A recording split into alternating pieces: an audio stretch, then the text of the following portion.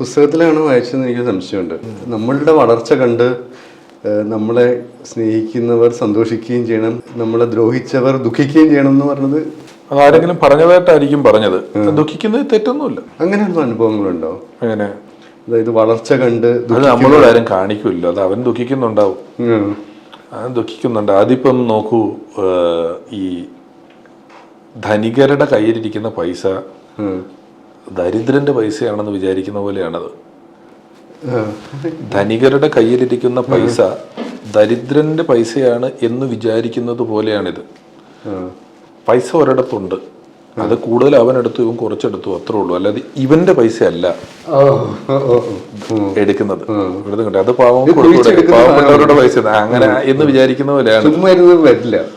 അതിന് ഭയങ്കര പണിയെടുക്കാനും ഭയങ്കര മാനസിക ധൈര്യവും ശ്രമങ്ങളും റിസ്ക് എടുത്ത് പോക്കും അതും ഇതും എല്ലാം വേണം.